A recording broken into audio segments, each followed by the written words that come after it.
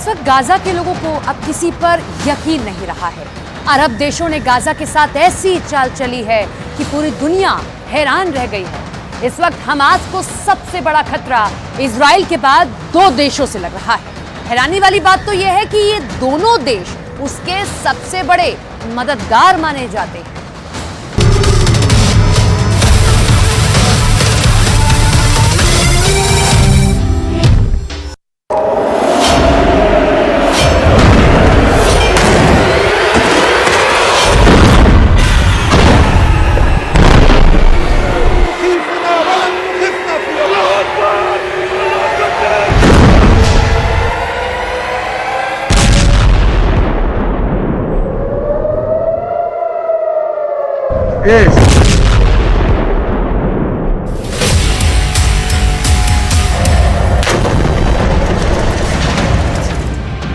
Gaza में 13,000 से ज्यादा लोगों की मौत हो चुकी है और करीब 3,000 लोग मलबों में दफन हैं। इजराइल किस तरह और कितनी तरफ से हमास पर टूट पड़ा है, इसकी रिपोर्ट करने की ताकत भी अब फिलिस्तीन के अखबारों के पास नहीं बची है।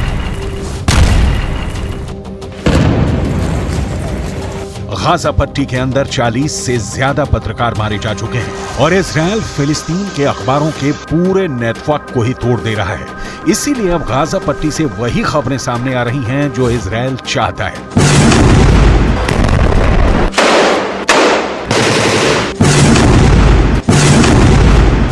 इतने बुरी हालातों के बावजूद भी 57 इस्लामी मुल्क गाजा पट्टी के 20 लाख लोगों के जान और माल की सुरक्षा के लिए कुछ भी नहीं कर पा रहे हैं।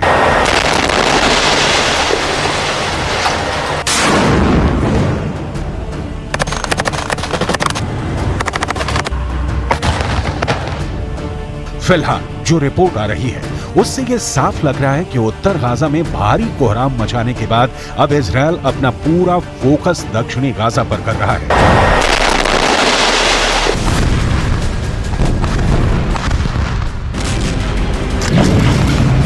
सवाल यह है, अगर उत्तर गाजा और दक्षिण गाजा दोनों में ही इंसानों के रहने लायक स्थितियां नहीं रहेंगी तो आखिर गाजा के लाखों लोग कहां जाएंगे?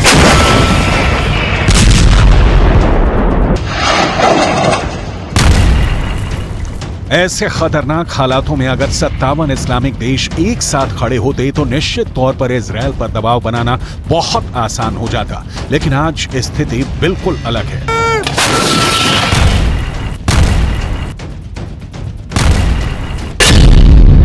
एक तरफ सऊदी अरब है जो हमास का समर्थन करने वाले लोगों पर हंटर चला रहा है, तो दूसरी तरफ तुर्की के राष्ट्रपति एर्दोगान है जो दुनिया में जहां कहीं भी जाते हैं गाजा पट्टी के लोगों की बात करके भावुक हो जाते हैं।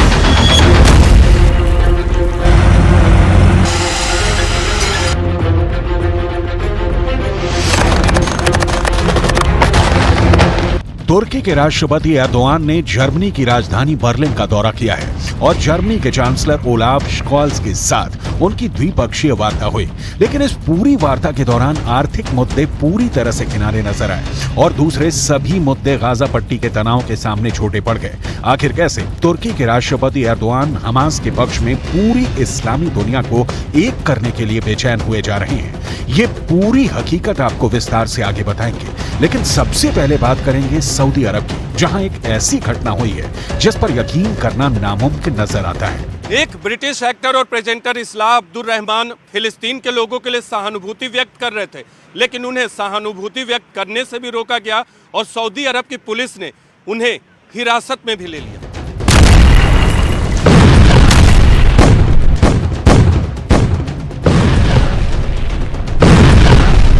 सऊदी अरब के अंदर ऐसी एक नहीं और भी कई घटनाएं हो चुकी हैं जिसमें हमास के समर्थकों पर सऊदी अरब की सरकार कड़कती बिजली की तरह टूट रही है। इस घटना ने पूरी इस्लामी दुनिया में एक हड़कंप सा मचा दिया है। दरअसल ब्रिटिश एक्टर इस्लाह अब्दुल रहमान उम्रा करने के लिए सऊदी अरब गए थे। सऊदी अरब के अंदर इस्लाह अब्दुल रहमान फिलिस्तीन के लोगों के साथ सहानुभूति जताने के लिए एक फिलिस्तीन काफिया पहने हुए थे। फिलिस्तीनी काफिया एक ऐसा कपड़ा होता है जो गले पर पहना जाता है और इसमें चेक होते हैं। फिलिस्तीन का आंदोलन करने वाले बड़े नेता यासिर अराफात अक्सर फिलिस्तीनी काफिया पहनते थे और ये फिलिस्तीनी काफिया एक तरह से यासिर अराफात की पहचान बन गया था। अब्दुल रहमान ने एक ऐसा ही फिलिस्तीनी काफिया सऊदी अरब के अंदर भी पहना हुआ था और इसीलिए सऊदी अरब की पुलिस ने उन्हें हिरासत में लिया और घंटों तक पूछताछ।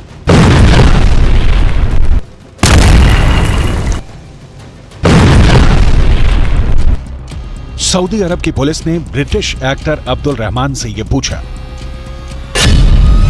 कि वो कब से सऊदी अरब में हैं, सऊदी अरब में वो कहां गए हैं। अब्दुल रहमान को एक संदिग्ध की नजर से देखा गया। अब्दुल रहमान की उंगलियों के निशान देने के बाद उनको रिहा तो कर दिया गया।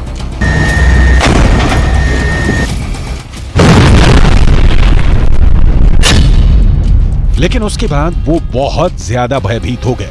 उन्होंने मिडिल ईस्ट के एक न्यूज़पेपर से बात करते हुए कहा कि वो फिलिस्तीन के साथ सहानुभूति दिखाना चाहते थे, लेकिन उन्हें ये करने नहीं दिया गया। इसी तरह सऊदी अरब के अंदर गाजा के लिए प्रार्थना करने वाले एक अल्जीरियाई मूल के शख्स और बांग्लादेशी मूल के एक ब्रिटिश नागरिक को भी गिरफ्तार किया गया। बात एकदम साफ है कि सऊदी अरब का सऊदी राजवंश ये नहीं चाहता कि उसकी धरती पर किसी भी तरह का विरोध प्रदर्शन की संस्कृति का जन्म हो। सऊदी राजवंश को ये बात बहुत अच्छी तरीके से पता है कि जो लोग आज फिलिस्तीन के समर्थन में सड़कों पर उतरेंगे, कल उसकी ही सरकार के खिलाफ ये लोग विरोध प्रदर्शन कर सकते हैं। इसीलिए सऊदी राजवंश प्रोटेस्ट के कल्चर को ही पूरी तरह से ख़त्म करना चाहता है। यही उसका एक टारगेट है। आमतौर पर यह जानकारी बहुत कम लोगों को है कि सऊदी अरब एक ऐसा देश है जिसका पुराना नाम स्टेट ऑफ हिजाज था, लेकिन 23 सितंबर 1932 में जब सुल्तान अब्दुल अजीज बिन सऊद ने इस स्टेट ऑफ हिजाज पर कब्जा किया तो उन्होंने इस इलाके का नाम बदलकर सऊदी अरब रख दिया। इसमें सऊदी शब्द सुल्तान अब्दुल अजीज बिन सऊद का सरनेम है। शायद दुनिया की ऐसी पहली घटना होगी जब किसी राजवंश ने किसी देश पर अधिकार करने के लिए उस देश का नाम भी अपने राजवंश के नाम पर कर दिया हो।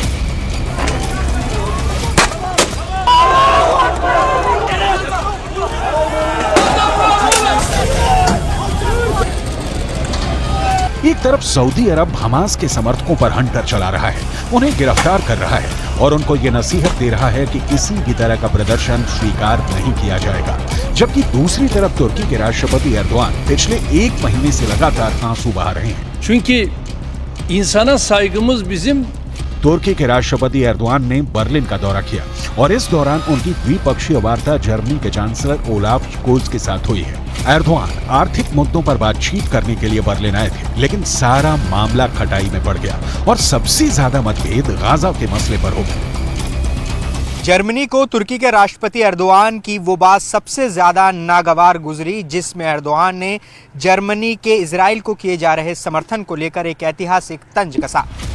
तुर्की के राष्ट्रपति एर्दोआन ने कहा कि जर्मनी इस अपराध बोझ से ग्रस्त होकर के इजराइल का समर्थन करने के लिए मजबूर है कि दूसरे विश्व युद्ध में यहूदियों का जो नरसंहार हुआ उसमें जर्मनी के तानाशाह हिटलर की एक बहुत बड़ी भूमिका थी।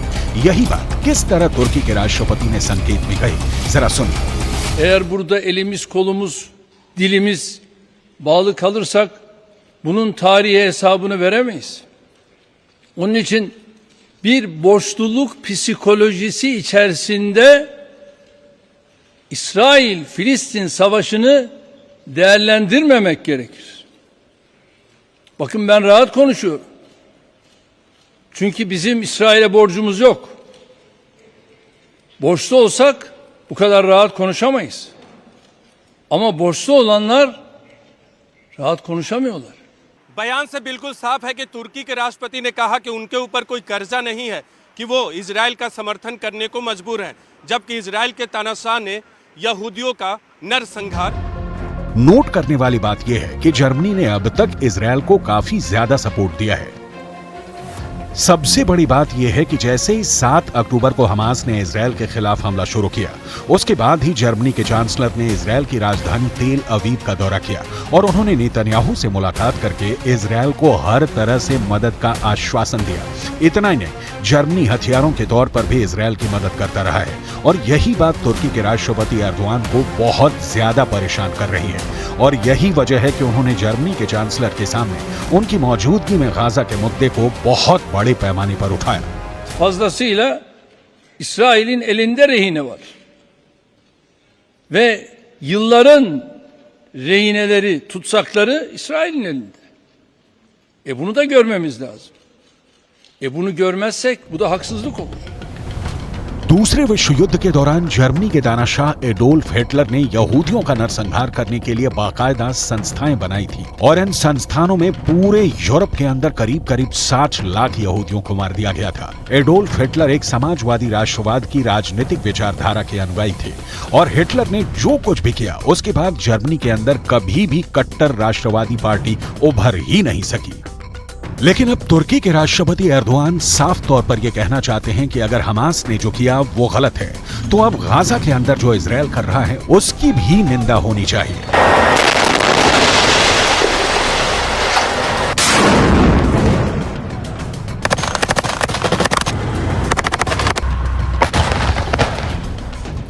दूसरी तरफ जर्मनी के चांसलर भी इस मुद्दे पर पीछे नहीं हटे। उन्होंने भी एर्दोआन के सामने ही हमास की निंदा की, 7 अक्टूबर को हुए आतंकवादी हमले का जिक्र किया और हमास के पूरे खात्मे के इजरायली संकल्प को सही ठहराया। यानी अगर देखा जाए तो जर्मनी और तुर्की एक बातचीत की मेज पर जरूर थे, लेकिन उनके बीच बहुत भारी मतभेद है।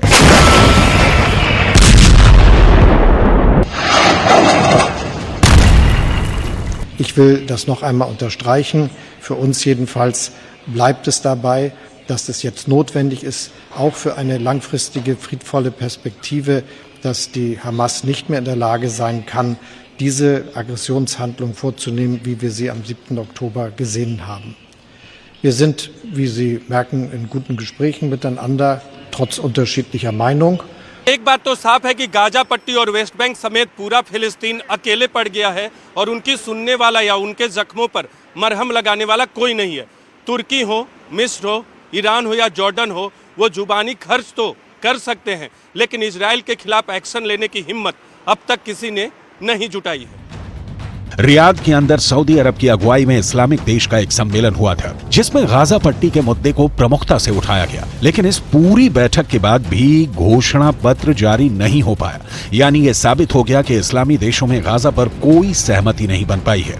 अब ऐसे में इजरायल के पास पूरी ताकत है और उस ताकत का इस्तेमाल हमास के लड़ाकों पर क्रूरता पूर्वक किया जा रहा है।